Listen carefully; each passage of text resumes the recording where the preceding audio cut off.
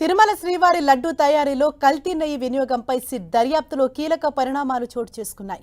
Supreme court ఆదేశాలతో ఏర్పాటైన ప్రత్యేక దర్యాప్తు బృందం నెయ్యి సరఫరా చేసిన వ్యక్తులను అదుపులోకి తీసుకుంది. తమిళనాడుకు చెందిన ఏఆర్ డైరీతో పాటు బోలేబాబా డైరీ, వైష్ణవి డైరీకి చెందిన ప్రతినిధులను అరెస్టు చేసింది.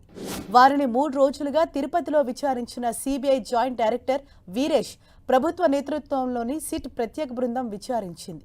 వారు విచారణకు సహకరించడం లేదనే ఆరోపణలతో పాటు కల్తీ నెయ్యి ఘటనలో వారి ప్రమేయం ఉన్నట్లు ప్రాథమిక ఆధారాలు లభ్యం కావడంతో నలుగురిని అదుపులోకి తీసుకుంది.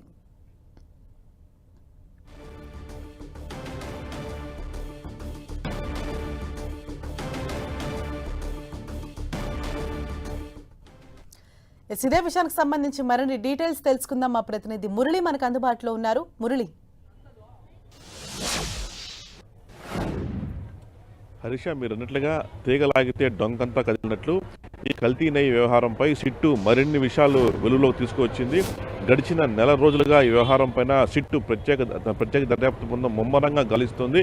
ఈ నేపథ్యంలో ప్రత్యేకించి ఒక నలుగురిని నిన్న సాయంత్రం నలుగురిని అరెస్ట్ చేసింది. ఇందులో ప్రధానంగా ఏదైతే ఉన్నారో డైరీకి సంబంధించిన ఏఆర్ డైరీకి సంబంధించిన ఎండి, అట్లాగే వైష్ణవి డైరీకి సంబంధించిన ఒక సిఈఓ, ఇంకా ఉత్తరాఖండ్లోని రూర్కేలో ఉన్న బోలే బాబా డైరీకి సంబంధించిన మరో 2 ప్రతినిధులు, మొత్తం 4 ప్రతినిధులని ప్రత్యేక దర్యాప్తు బృందం నిన్న అరెస్ట్ చేసి నిన్న రాత్రి న్యాయమూర్తి ముందు హాజరుపరిచారు. ఈ 4 కూడా 14 రోజులు రిమాండ్ న్యాయమూర్తి విధించారు. ప్రధానంగా తీగలాగితే దొంకంతా కదిలినట్టు చాలా ఆసక్తికరమైన అంశాలు ఈ విషయంలో వెలుగు చూశాయి. నిజానికి 10 లక్షల లీటర్ల నెయ్యి సరఫరా కాంట్రాక్టర్ను టీటీడీ నుంచి తమిళనాడు డిండిగల్కు చెందిన ఏఆర్ డైరీ సంస్థ దక్కించుకుంది.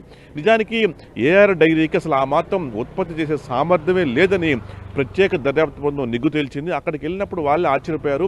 అసలు మీరు ఇన్ని లక్షల లీటర్లు ఎలా ఉత్పత్తి చేస్తారంటే, అసలు విషయం ఏంటంటే ఏఆర్ డైరీ సంస్థ తిరుపతి సమీపంలో కాళహస్తి వద్దున్న వైష్ణవి డైరీ నుంచి నెయ్యి కొనుగోలు చేస్తోంది.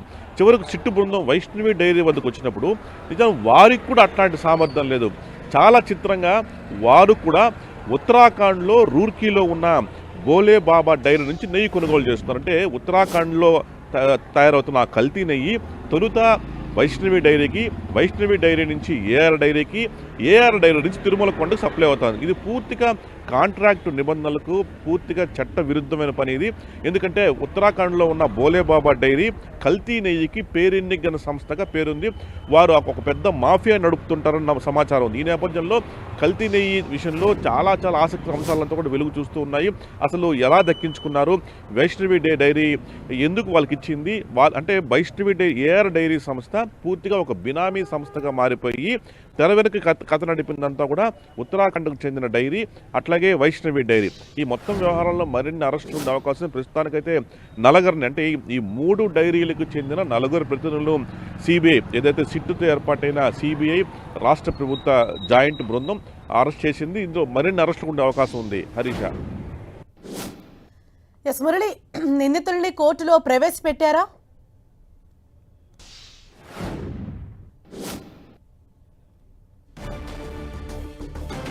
రైట్, తిరుపతి మున్సిఫ్ కోర్టు జడ్జి ఎదుట ఆ నిందితులను పోలీసులు అయితే హాజరుపరిచినట్లుగా సమాచారం అందుతోంది. ఈ నెల 20 వరకు నిందితులకు రిమాండ్ విధించారు.